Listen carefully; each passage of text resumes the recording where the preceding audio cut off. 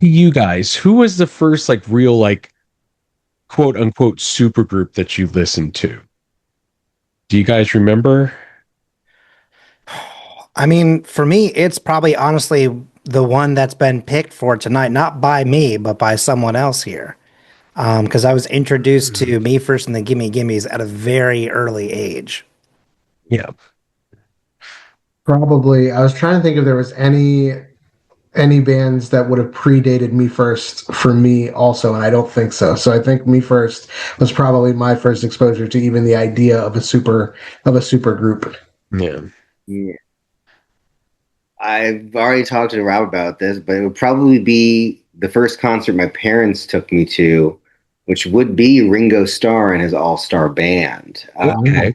You got Yeah. Lee on drums, you got the Cheap Trick guy on guitar. Yeah, so it was what one would consider now, especially like of the 70s, 80s. That's a super for sure. Yeah, Enough.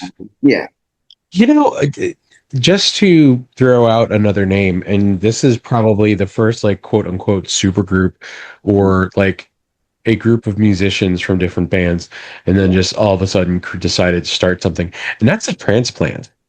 oh, true. Yeah. Especially going like since like Travis and Tim and Matt for a very short amount of time, uh, were all in different groups at the time. Well, obviously Tim and Matt on still in Rancid. Um, but the fact that they were able to create something else and especially something so different from what they were originally doing. So like obviously Travis with Pop Punk and Blink, and then Matt and Tim doing like the ska punk rock with Rancid, and doing something more along the lines of like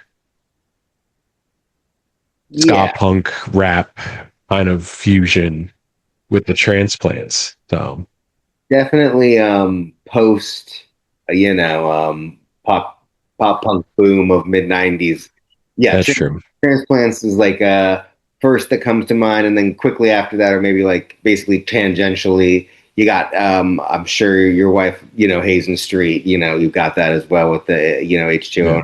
So yeah, around that was an era where you're getting your pop punk melded with your hip hop, which again, just think of how cyclical all of that is with like, basically, like emo rap became a thing. It was a whole thing, you know what I mean? Like Class heroes. that was so way ahead of its time. Like